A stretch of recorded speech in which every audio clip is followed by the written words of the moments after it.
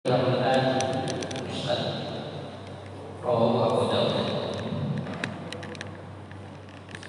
Jemaah salat subuh yang dimuliakan Allah, insyaallah kita akan melanjutkan mengkaji kitab Al-Bukhari terkait dengan tauhid. Maklum, kemarin sudah kita kaji, seseorang itu nanti pada saat waktunya dia akan mengalami namanya sakaratul maut atau detik-detik menjelang kematian. Maka kemudian dianjurkan orang yang kondisi seperti itu untuk diajari atau ditalqin kalimat la ilaha illallah. Usahakan sampai bisa menirukan. Kalau sudah bisa menirukan, sudah tidak boleh diajari kalimat yang lain, sudah diajari sampai kemudian menghembuskan nafas terakhirnya. Ketika sudah meninggal, maka kemudian menjadi tanggung jawab kita fardu kifayahnya. Bisa jadi fardu ain kalau hanya orang.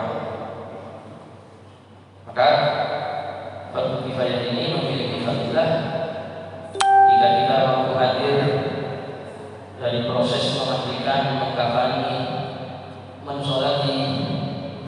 Allah kasih kita pahala satu kirot, yang satu kirot ini diibaratkan andaikan ada orang bersedekah satu gunung yang gede, pahalanya sama dengan itu.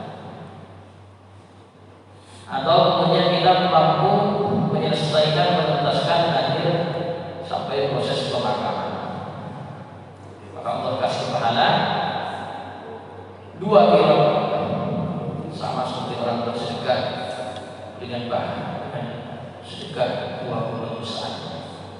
Masya Allah. Berikutnya, pada saat mensolati usahakan minimal 40 orang hingga sampai 100. Karena kalau ada orang meninggal kemudian masih banyak dosanya, belum bertaubat kepada Allah, tapi dia memiliki anugerah disolati 40 orang hingga sampai 100 orang lebih, maka itu keberuntungan tersendiri. Karena kata Nabi, doa-doa orang yang mensolatinya itu doanya, syafaatnya diterima oleh Allah Subhanahu wa Ta'ala. Kemudian berlanjut, kalau orang yang sudah meninggal, alangkah beruntungnya kalau pada saat masih hidup kemudian dia memiliki 3 hal, yaitu sedekah jariyah, investasi. Pada saat kemudian orangnya sudah tidak ada, investasi itu dipakai dimanfaatkan orang untuk beribadah. Bisa berupa wakaf, mushaf, bisa berupa wakaf rumah untuk sabilillah, bisa berupa sumur, bisa berupa masjid, ya, bisa berupa termasuk tadi itu. Mudah-mudahan diterima oleh Allah Subhanahu wa Ta'ala sajadah itu ya. Tadi saya mau nangis iri ya, dengar ada orang peduli urusan kayak begitu tuh, langsung iri hati kita. Bahagia menerima, tapi lebih bahagia lagi andai saja kita termasuk yang bagian memberi ya. Nah, karena itu keberuntungan kita nanti ya. Makanya ada yang kurang tadi, ada yang bantu lagi ya. Ya alhamdulillah. Pokoknya ada apa saja, kalau jenengan diberi anugerah oleh Allah Subhanahu wa Ta'ala berupa harta, manfaatkan untuk kepentingan-kepentingan kita nanti setelah kematian. Itu sedekah jariyah itu. Jangan-jangan kemudian kita nggak lama sebenarnya ya, tapi tempat itu kemudian dipakai untuk oleh orang lain, untuk sholat, untuk baca Quran, untuk ngaji. Fa insyaallah itu betul-betul menyenangkan kita nantinya ya. Ilmu manfaat, anak soleh. Ya, Itu juga termasuk investasi. Maka kemudian hadis berikutnya adalah untuk melihat bukti kesetiaan, mana yang betul-betul setia ya. Ketika kita ini sudah dikebumikan, maka yang mengiringi kita itu 3. Kata Nabi, yang mengiringi apa? 3. Yang 2 balik, yang 1 tetap apa? Mendampingi. Itu adalah anggota keluarganya, hartanya, dan amalnya. Kalau secara zahir kita mungkin hanya diiringi anggota keluarga, handai tolan, sanak famili, tetangga. Kemudian harta, amalnya nggak kelihatan, dibawa digotong ke pemakaman mana, Sungai Panas atau Temiang sana, atau Sambo sana. La ilaha illallah, la ilaha illallah, la ilaha illallah, Muhammadur Rasulullah, didamping diri. Ternyata yang setia, mana yang setia betul-betul mengiringi kita ya. Ternyata keluarga kita, istri kita itu, bukti sayangnya kepada kita itu terlihat nanti pada saat kita mati, apakah dia tetap setia ingat sama kita, mendoakan kita. Yang jelas mereka pulang, enggak setia ngikut. Keluarga kita pulang, harta kita pulang, mungkin diperbutkan sebagai warisan. Kemudian tetangga-tetangga semuanya sudah balik lagi pulang. Pada saat itu yang paling setia adalah amal yang sudah, yang mulai dari berangkat mendampingi kita hingga sampai kemudian dikebumikan pun, amal itu tetap mendampingi kita. Sampai nanti kita baca hadisnya kayak apa ya. Wa an Abi Amrin. Nah, inilah amal jenengan itu, insyaallah itu tadi. Mudah-mudahan diterima. Saya berharap jenengan tadi yang investasi ini diterima. Mudah-mudahan diterima, qabul, bisa terus nanti dapat gaji pensiunan. Jadi gaji pensiunan, meninggal tetap pahalanya mengalir. Wa an Abi Amrin wa qila Abu Abdillah wa qila Abu Laila Utsman bin Affan radhiyallahu anhu. Qala berkata siapa? Utsman bin Affan. Kana, dulu ada, an-nabi, siapa Nabi sallallahu alaihi wasallam, idza faragha, ketika sudah menyelesaikan, siapa Nabi sudah menyelesaikan, min dafnil mayyiti, dari mengebumikan mayit sudah ditanam. Waqafa, maka berdiri siapa Nabi, alaihi, di atas kuburannya si mayit.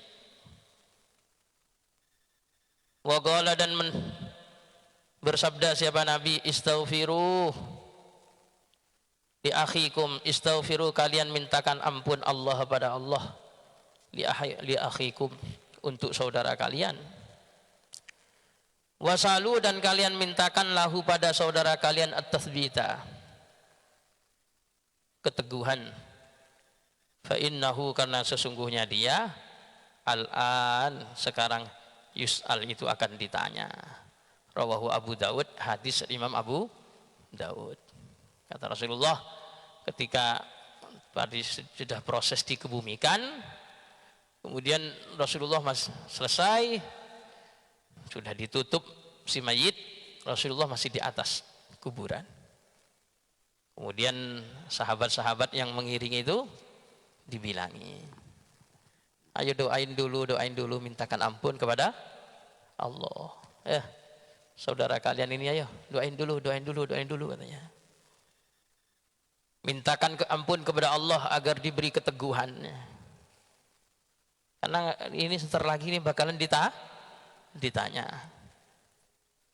Wah, itu proses fitnah ujian kita yang sangat berat pertama kali adalah pada saat ditanya oleh Mungkar Nakir.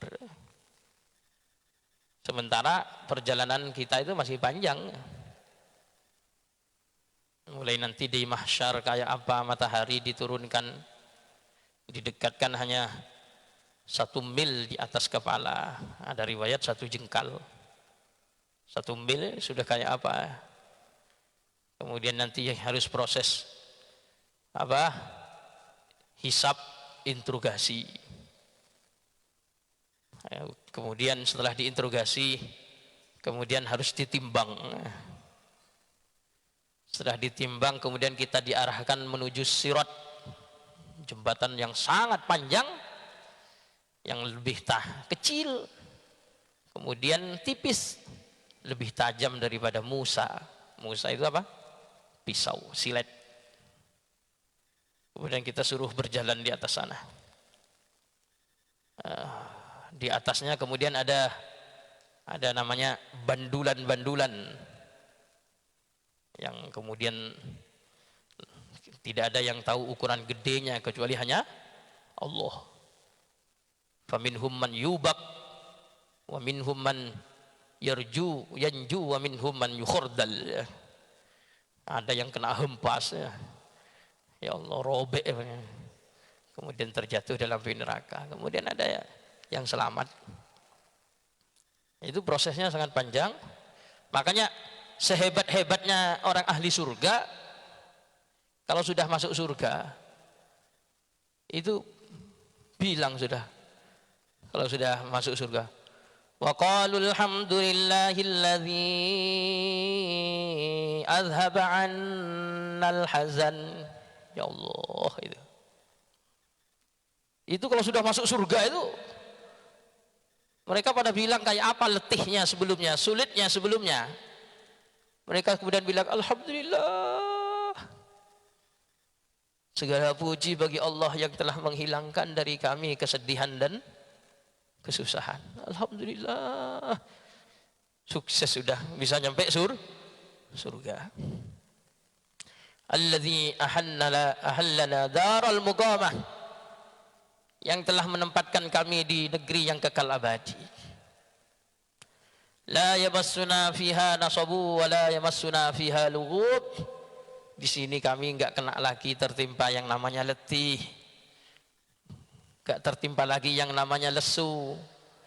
Di sini kami enggak tertimpa lagi yang namanya loyo, capek, enggak ada lagi. Alhamdulillah. Itu kalau orang masuk surga. Makanya Imam Ahmad bin Hambal itu bilang, pokoknya kalau kamu kedua kakimu belum masuk sepenuhnya ke dalam surga, itu belum aman. Belum apa? Aman. Meskipun salah satunya sudah memijakkan kaki ke surga, satunya belum aman katanya itu. Masih potensi kesedihan, kesusahan itu masih kuat. Tapi kalau sudah belum, alhamdulillah, la yafnun wa la yakhrujun khalidina fiha. Enggak bakalan rusak, enggak bakalan fana, enggak bakalan hancur, kemudian enggak bakalan dikeluarkan lagi, kekal abadi di dalamnya. Makanya kita kalau sudah dikubur itu proses ujian pertama, betul-betul kita mencari siapa yang betul-betul setia kepada kita. Tetangga biasanya kurang setia. Paling ya yang kita butuhkan adalah keluarga kita sendiri, anak-anak kita, harta kita yang dulu, kemudian kita investasikan, itu namanya sedekah jariyah. Ternyata keluarga kita yang hidup di dunia doain terus, bukan hanya menangisi, apalagi sampai riang bahagia. Beneran mati sudah. Duitmu sekarang tak habisi itu ya. Apa itu ya? Tapi justru itu bagaimana dulu waktu kita mendidik agar kemudian mendoakan kita ya. Kalau hanya nangis saja itu merugikan. Innal mayyit la yu'adzabu fi qabrihi bi bukai ahli. Karena bisa jadi si mayit ini nanti akan disiksa di kuburannya sebab tangisan keluarganya. Itu nangis-nangis saja itu malah merugikan. Justru ketika kita meninggal dunia kemudian dia ingat, doain kita terus, alhamdulillah. Kalau doa itu kabul semuanya. Sedekah jariyah di sana kemudian pas dikebumikan, itu yang menemani amal kita. Amal sholat dampingi, seberapa besar amal sholatnya, posisinya di bagian kepala. Amal zakat mendampingi sodok, itu posisinya di sebelah kanan.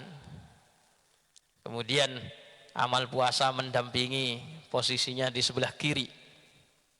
Haji, seluruh amal baik mendampingi kita, posisinya di bagian bawah kaki. Itu nemeni kita semuanya ya. Nah, siapa tahu kemudian tadi sodakohnya sedikit yang mendampingi di sebelah kanan, ternyata Masya Allah di dunia banyak investasinya. Wah, masih terus berdatangan.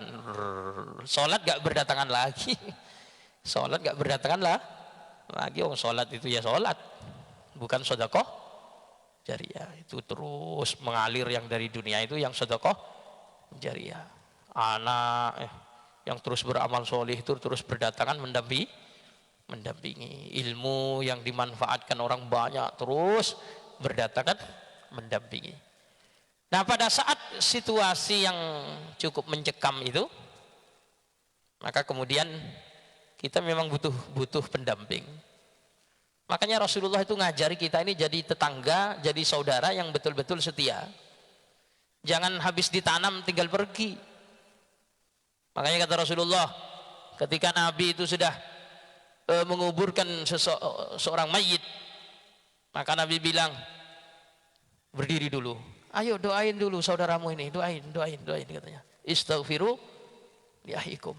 Ayo doain, mintakan ampun kepada Allah.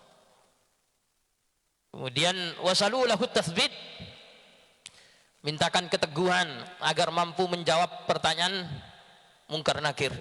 Doain ayo. Fa innahu an yus'al. Ini sebentar lagi ini bakalan ditanya. Maka di situ kita mohonkan kepada Allah ya. Makanya redaksi talqin itu paling tidak ya doa sabbatakallahu bil qawli tsabit. Sabbatakallahu bil qawli tsabit. Sabbatakallahu bil qawli tsabit, paling tidak ya. Nanti kalau bisa lebih panjang lagi. Karena dia sedih. Nanti innal mayyit idza wudi'a fi qabrihi wa innahu yasma'u khafqa ni'alihim hatta yuwalluna mudbirin. Mayit itu kalau sudah ditanam di kuburannya, kemudian kok ditinggal pergi, itu dia merasakan sandal-sandalnya orang yang mengiringi jenazah sudah mulai menjauh. Aduh, saya sudah ditinggalkan. Semakin jauh, semakin jauh, semakin jauh, semakin jauh. Cuman ya itu tadi, fa in kana mu'minan kanatis sholatu ala ra'sih. Cuman kalau dia orang iman kata Rasulullah, nanti meskipun dah gak didampingi lagi sama yang hidup itu, nanti dia didampingi oleh sholatnya, posisinya di bagian kepala dan seterusnya itu. Subhanallah, begitu setianya amal ini, ketika malaikat mau nanya itu dihalang-halangi. Sebentar lagi dia ditanya, tapi kalau kita iman betulan, apalagi disapot sama yang hidup ya, itu nanti sama amal itu kemudian kita betul-betul didampingi serius. Malaikat datang dari posisi bagian kepala. Itu kemudian malaikat ditolak ya. Ditolak. Malaikat datang dari posisi bagian kanan sama sedekah sama zakat ditolak malaikat. Datang dari kiri sama puasa ditolak. Datang dari bawah ditolak sama seluruh amal baik ini. Ditolak, subhanallah. Tapi malaikat kan memang profesinya kayak begitu, namanya mungkar nakir, profesinya kayak begitu kan ya.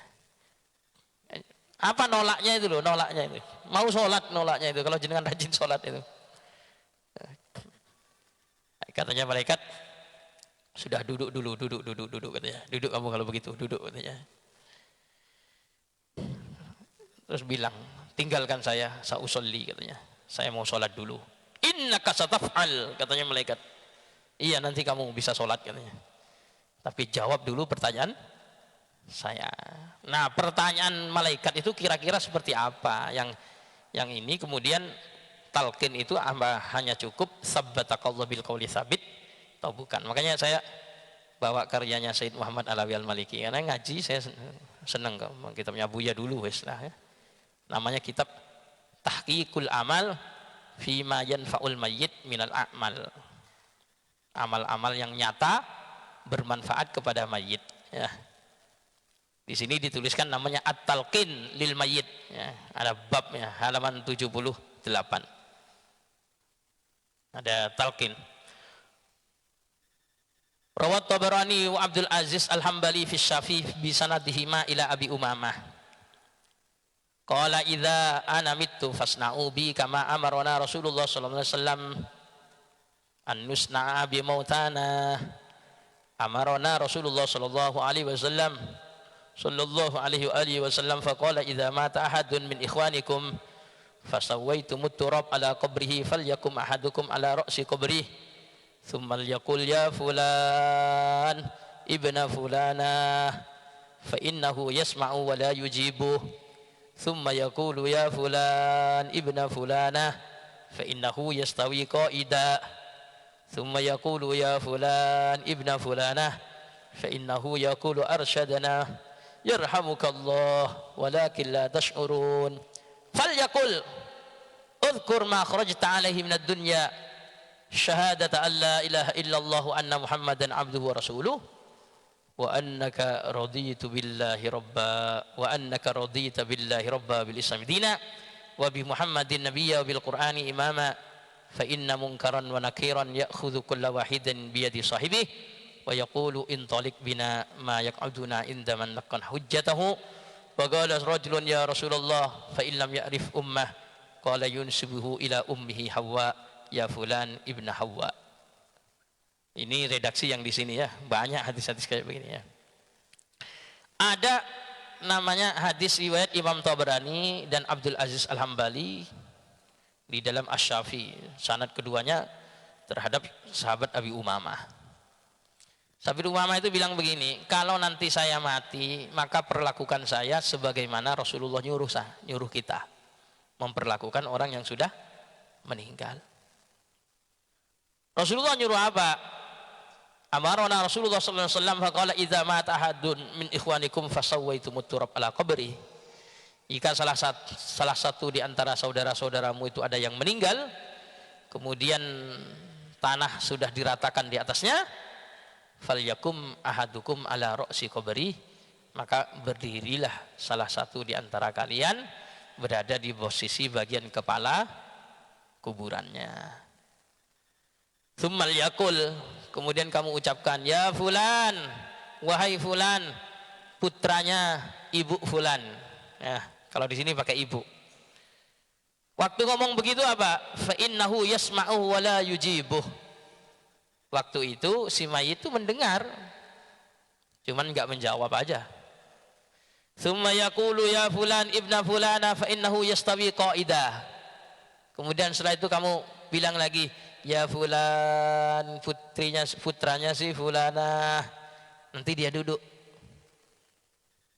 Kemudian tsumma yaqulu ya fulan ibna fulana fa innahu yaqulu arsyadana yarhamukallah walakin la tash'urun. Setelah itu dibilangi wahai fulan, putranya fulanah, maka dia bilang tolong arahkan kami, mudah-mudahan Allah merahmatimu. Cuman kalian saja enggak dengar kata-katanya dia, katanya Rasulullah. Baru kemudian kamu ucapkan uzkur ma kharajta alaihi minad dunya syahadata an la ilaha illallah wa anna muhammadan abduhu wa rasuluh. Diarahkan dari atas, dibimbing. Ingat apa visi misi kamu ini sampai kemudian dikeluarkan dari dunia ini adalah kalimat la asyhadu an la ilaha illallah wa asyhadu anna Muhammadar Rasulullah wa annaka radita billahi rabba bil islami dina wa ibu Muhammadin nabiyya wa bil qur'ani imama. Yaitu dituntaskan, diajari. Ini namanya talqin. Hanya saja kalau berbicara hilaf ya hilaf, hilaf. Masalah di sana nanti mana yang benar. Hilaf itu kan pendapat. Hilaf itu pendapat. Kemudian redaksi hadis sama-sama ada. Masalah berbicara mana yang lebih kuat, yang ini pokoknya minimal jangan main tinggal pergi, yang minimal jangan main tinggal pergi. Terus kalau saya termasuk yang kepingin ketika meninggal itu di talqin. Masalahnya kita kan dengar orang meninggal itu apa? Dengar. Rasulullah aja ketika habis perang Badar, Abu Jahal dan pengikut-pengikutnya, teman-temannya itu mati, sudah ditaruh di bukit, di lembah itu, ditanam di sana. Rasulullah panggil namanya, dipanggil namanya satu-satu. Yabna Hizam, ya panggil namanya satu-satu sama Rasulullah. Hal wajadtum ma wa'ada rabbukum haqqa? Faqad wajadna ma wa'ada rabbuna haqqa, kata Rasulullah. Kalian bagaimana? Sudah diperlakukan apa sama Tuhan? Kami alhamdulillah di sini betul-betul nyata janji Tuhan terhadap kami. Allah memberi kemenangan kepada kami, katanya. Sayyidina Umar nanya, Rasulullah, orang sudah mati, sudah ditutup tanah, ditaruh di lembah sana, kok ditanya? Apakah dengar? Katanya. Justru kata Rasulullah, kamu kalah peka sama mereka, katanya. Kalah apa? Peka. Mereka apa? Lebih peka. Kalau kita ngomong apa itu sensitif, sangat mendengar. Makanya sering kita ini ngomongin orang meninggal, sebut kebaikan-kebaikannya, jangan sebut keburukannya. Kalau ada orang meninggal itu sebut kebaikan aja. Kenapa? Karena sensitif mereka itu. Mereka itu kita ngomong apa gampang dengernya. Kita ngomong apa gampang denger. Sudahlah, kalau ada keburukan orang yang sudah meninggal nggak usah dibicarakan. Tapi kalau kebaikannya kita bicarakan. Paling enggak ketika dia dengar itu dia senang. Dulu dia hidupnya itu menyenangkan tetangga. Oh, dulu hidupnya begini, dulu hidupnya ini, senang orang yang meninggal itu mendengar kebaikan-kebaikannya itu menjadi bahan perbincangan, itu bahagia. Apalagi memang Rasulullah SAW bersabda, terjadi kasus ketika ada jenazah lewat, kemudian orang pada membicarakan kebaikannya itu, Rasulullah bilang apa? Wajabat, pasti ini, katanya Rasulullah. Tapi ada orang meninggal, ada orang membicarakan keburukannya, Rasulullah bilang wajabat, pasti ini, katanya. Akhirnya Sayyidina Umar nanya, Rasulullah, kok sama? Tadi dibicarakan kebaikannya pasti, dibicarakan keburukannya pasti. Rasulullah bilang apa? Kalau dibicarakan kebaikannya itu pasti surga. Tapi kalau dibicarakan keburukannya itu berarti pasti neraka. Makanya gimana kalau ada orang meninggal itu kita usahakan kebaikan-kebaikan aja yang kita sebut. Makanya biasanya pinternya Pak Imam ya, kalau ada orang meninggal kita disuruh ngomongin kebaikannya. Para jemaah, para pentakziah, kami ngajak jenengan semuanya bersaksi, apakah jenazah ini selama hidupnya baik? Baik, baik. Pokoknya kita pengen ngomongin dia kebaikan pokoknya. Kenapa? Karena pembicaraan kita tentang kebaikan akan bermanfaat kepada dia. Oh, Masya Allah, orang sudah mati itu penting, orang hidup itu penting doanya, penting disolati jumlahnya banyak, penting keluarganya, penting ininya, sampai bahan perbincangan kebaikan saja itu penting. Masya Allah itu. Makanya jangan sembrono kemudian hidup di dunia ini memang ya karena itu tadi. Pokoknya amal baik aja lah. Lakukan amal baik, la tahqiranna minal ma'ruf syai'a. Jangan remehkan amal baik meskipun itu ukurannya kecil. Menurut kita kecil. Tapi nanti kalau sudah famay ya'mal mithqala dzarratin khairan yarah, Barang siapa yang beramal meskipun seberatnya zarrah semut budak, dia akan melihat, wah ternyata dulu saya pernah begini nih, ini balasannya. Akan melihat, masya Allah. Makanya jangan diremehkan amal-amal baik itu meskipun kecilnya kayak apa, lakukan aja. Bersih-bersih masjid itu alhamdulillah, gotong royong dengan, pokoknya itu amal semua itu yang bikin kita senang nanti di alam barzah sana, apalagi kemudian pada saat kita kemudian dihisab, kemudian dipertontonkan amal, itu kebahagiaan kita tersendiri. Sampai di sini nanti kita akan bahas setelah mati sudah dikebumikan tinggal pergi. Nah, di sini ya tinggal ada kelanjutannya, wala nabluwannakum bisyai'im minal khaufi. Nah, sekarang tinggal berbicara yang hidup. Yang hidup masuk yang bagian yang sabar-sabar atau bukan. Nah, ini nanti lanjutannya. Monggo jenengan, yang jelas sama-sama dapat manfaat nih. Gara-gara ada orang mati, kemudian kita nanti sabar, kita dapat manfaat yang hidup.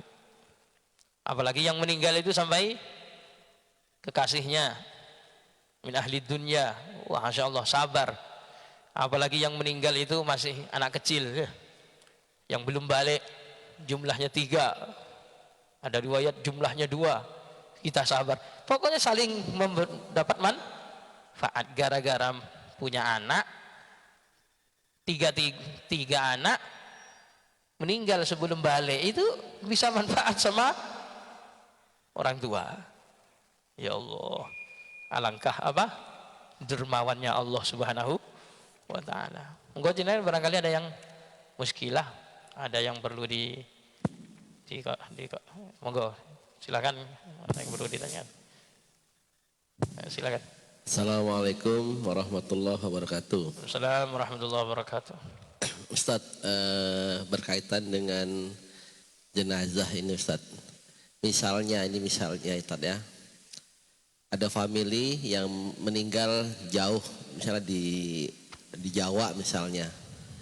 Terus kita mendapatkan kabar meninggal dan mengira-ngira kalau kita pulang kampung ternyata nyampenya maghrib atau isya. Nah, pertanyaannya adalah sebaiknya itu jenazah mayit ini segera dimakamkan atau menunggu kita. Sebenarnya kita juga pengen melihat, pengen ikut mengebumikan, pengen ikut mendoakan juga. Jadi niatnya juga bagus sebenarnya. Terus mana yang didahulukan Ustaz? Terima kasih. Assalamualaikum warahmatullahi wabarakatuh. Assalamualaikum warahmatullahi wabarakatuh. Ya, ada pertanyaan terkait dengan kita sebagai perantau misalnya ya. Kemudian ada anggota keluarga kita yang meninggal dunia di kampung. Meninggalnya pagi atau meninggalnya malam. Kita dapat tiket itu pagi-pagi, perjalanan lagi ya, sampai nanti harus dikebumikan sampai larut malam lagi. Mana yang lebih afdal ya? Sebenarnya kita harus bisa mengkombinasikan hadis bahwasannya jenazah itu suruh cepat-cepat ya, tapi juga harus bisa mengkombinasikan dengan hadis yang lain. Pertama, kita jaga ego. Orang yang di dunia ini egonya juga harus ya ditahan, jangan terlalu egois maksudnya. Artinya apa? Anggota keluarganya yang meninggal itu jauh, kemudian suruh nunggu kita, itu juga harus dipertimbangkan terlebih dahulu seberapa jauhnya. Jangan main tunggu-tunggu aja. Yang nomor 2, kita harus sadari nanti pas ketemu juga apa yang bisa kita lakukan. Kadang orang itu ditunggu lama, ternyata intinya itu hanya nengok saja, buka, nah itu sudah selesai, cuman gitu tok. Itu nunggu sampai apa? Sampai selama itu. Kemudian juga harus pahami, kata Rasulullah itu, kalau ada orang jenazah itu sebisanya dipercepat. Kenapa? Karena kalau dia itu orang baik, itu di sana ditunggu kebaikan, dia pingin segera ke situ. Hah? Pingin segera ke sana. Tapi kalau ternyata dia ini orang buruk, ya cepetin aja, biar nggak berlama-lama nyimpan keburukan, katanya Rasulullah. Kalau dia itu orang baik dipercepat, kalau dia orang buruk juga dipercepat. Kalau orang baik, biar dia segera mendapatkan kebaikannya. Kalau dia ini orang buruk, biar kamu nggak berlama-lama nyimpan keburukan. Ya, paham? Cuma hadis itu harus bisa dikombinasikan. Buktinya Imam Ibnu Abbas kemarin ketika anggota keluarganya meninggal, mau cepet-cepet dirawat, mau disolati, tunggu dulu katanya, tunggu. Kenapa? Hitung dulu yang hadir ada berapa. Yang hadir ada berapa, tunggu dulu. Ya. Kenapa kalau harus ditunggu? Ternyata punya alasan kuat. Makanya ilmu itu penting, ilmu itu bukan main tunggu apalagi merugikan mayit. Ternyata ditunggu itu dalam rangka berapa jumlah orang yang hadir yang siap untuk mensolati. Minimal itu ada 40. Itu ditunggu. Karena kalau sholat langsung jam segini ya orang sepi. Tapi nanti kalau jam mundur sedikit bakalan rame, ya sudah, tunggu itu sampai rame. Nanti kenapa? Karena itu dalam rangka juga menyenangkan si mayit, manfaat untuk mayit. Bukan hanya faham bab musibah, pokoknya musibah itu jangan, kalau bisa jangan ada orang tahu. Ya kalau begitu ya kamu meninggal gak usah bilang-bilang, sholati sendiri sama anakmu, bawa tanam sendiri kalau begitu ya. Ya bukan begitu, kita juga perlu hal yang lain. Tapi kalau kayak tadi itu sampai kemudian menginapkan mayit sampai lama, udah begitu nanti belum disolati nunggu kita, orang malah pulang semua yang tadinya ini, ya itu ya berlebihan. Sudahlah, ridho aja dengan keputusan Allah. Tapi ada hal, ada ini jenengan kalau perantau, insya Allah ini, insya Allah ya, kalau jenengan pingin bisa mendapati orang tua, waktu anggota keluarga siapapun lah, kita ingin mendapati beliau dalam keadaan waktu ngurusi jenazahnya, usahakan waktu hidup itu sering berkomunikasi, kalau perlu sering datang. Dengan waktu hidup pulang, jenguk orang tua, sungkem, nanti balik lagi ke perantauan, nanti kalau sudah pulang kampung mampir, pokoknya seringin datang. Meskipun jangan punya pekerjaan di Surabaya, orang tua kita dekat dari situ, jangan sampai gak singgah, datang samperi. Fa insya Allah itu jenengan akan diberi rezeki pada saat detik-detik akhir itu, kita akan mendampingi beliau waktu meninggal. Tapi kalau waktu hidupnya kita aja acuh tak acuh, kurang baik kepada anggota keluarga, kemudian sudah ada di tempatnya kayak gak pingin ketemu, biasanya diuji dengan begitu ya. Pas meninggal malah gak bisa hadir. Pokoknya itu penyesalan tersendiri. Kemarin ya mudah-mudahan Allah ampuni, ada itu jamaah yang datang ke saya, Ustaz, nangis dia. Nangis. Kenapa? Tiket itu hanya beda 2 hari. Hanya beda 2 hari.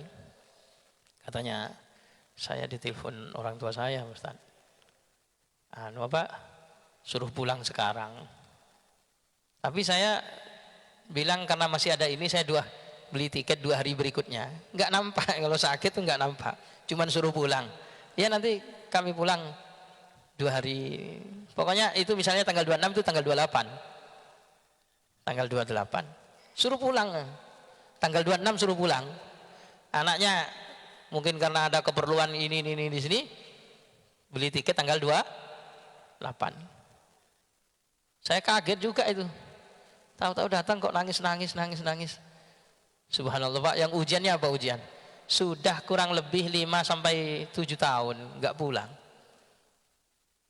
Terus pas hari akhir itu orang tuanya telepon suruh pulang pokoknya. Ya memang nggak kedengaran kondisi sakitnya, ditetapkan kamu ini pulang. Ternyata ya mak nanti tanggal 28 beli lah sekeluarga. Memang niat pulang untuk berkunjung. Ternyata naudzubillah min dzalik, tanggal 27 istilahnya besoknya itu meninggal dunia. Nah, ya Allah, padahal tiketnya beli besoknya. Selisih sehari. Itu sampai nanya, gimana Ustaz, saya salah apa enggak, saya berdosa apa enggak, bagaimana? Mak itu pingin saya meninggal, pingin suruh pulang tanggal 26, tapi kata saya enggak ada apa-apa, saya ngurusi ini biar selesai dulu gitu. Jadi di tanggal 26. Nah di situ sudah, apalagi kalau ada orang tua bilang kamu pulang, Bismillah, duit ada nggak ada duit, Bismillah, kamu pulang, saya ini pulang, Bismillah. Kenapa? Karena itu tadi, kalau sudah ada apa-apa nanti baru kemudian kita menyesal. Pokoknya yang respect aja sama, terutama sama orang tua waktu di dunia ini. Kalau sudah hari, insya Allah nanti tahu-tahu dimudahkan, pas pulang tahu-tahu bisa ngurusi jenazahnya, bisa ini. Kasihan apalagi sudah lama nggak jumpa, kurang perhatian, pas meninggal suruh nunggu kita lama-lama lagi. Kasihan. Selama hidup nggak pernah kurang perhatian, pas diinformasikan meninggal masih berlagak juga. Jangan dikebumikan dulu biar nunggu saya. Nunggu kamu lama kayak begitu ya. Nyampe sana nanti cuma nengok. Oh iya, kurang ya. Udahlah, kalau kita memang anak soleh sudah meninggal, ridho. Kalau memang kita melihat itu lebih penting untuk didahulukan, dahulukan aja. Kita soleh lah jadi anak, sering doain, sering baca Quran, sering sedekah untuk almarhum, itu aja sudah. Tapi kalau memang masih memungkinkan untuk datang, waktu tidak terlalu lama, kemudian orang di sana juga tetangga-tetangga itu juga punya kepentingan, kira-kira segera menyelesaikan, kemudian kita pun masih ditunggu oleh mereka, nggak apa-apa, jenengan segera pulang, minta ditunggu, nggak apa-apa. Catatannya itu aja. Ini enggak, tetangga sudah sampai bosan nunggu, kelamaan, jenazah sudah mulai membusuk, aromanya sudah mulai ini, demi kita yang jauh pulang belum vaksin pula. Masih ngurusi vaksin, masih belum ini. Astagfirullahaladzim. Udah begitu tiketnya transit, udah orang tuanya atau siapanya meninggal masih mikir tiket mana yang lebih murah. Gak usah, wis mau ada yang mahal, pokoknya bisa langsung pulang, jangan mikir-mikir transit barang ya. Ini ada lebih murah, ini bukan masalah murah ini. Bagaimana sekiranya almarhum segera diurus itu. Insyaallah paham ya.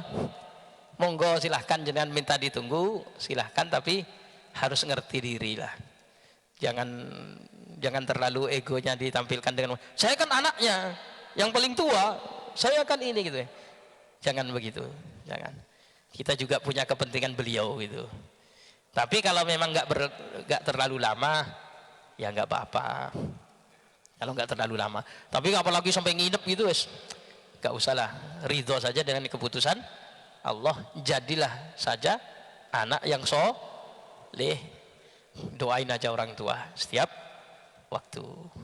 Insyaallah paham. Cukup ya.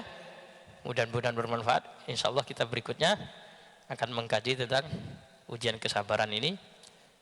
Mudah-mudahan kita semuanya, amal-amal kita ini diterima oleh Allah Subhanahu wa taala. Amal jenengan ini ya. Pokoknya saya kalau nampak ke sini ada sesuatu yang baru bahagia. Ada apa sih, pokoknya ridho, mudah-mudahan diterima. Tidak tahu saya siapa itu, mungkin jamaah ya. Iuran entah 100.000 atau amal jenengan itu mudah-mudahan diterima. Betul-betul nanti itu jadi apa? Betul-betul jadi amal yang kemudian ketika jenengan meninggal, maka itu akan menjadi investasi yang membahagikan jenengan waktu di alam barzah, di alam akhirat sana. Amin Allahumma amin. Dan tadi yang nyusul mau damping, mudah-mudahan diterima aja. Ayo kita berlomba-lomba dalam urusan kayak begini. Mudah-mudahan kelak kita juga bisa berlomba-lomba di sirat sana, cepet-cepetan menuju surga Allah Subhanahu wa taala. Amin Allahumma Amin. Subhanakallahumma bihamdik asyhadu an la ilaha illa anta astaghfiruka wa atubu ilaik. Assalamualaikum warahmatullahi wabarakatuh.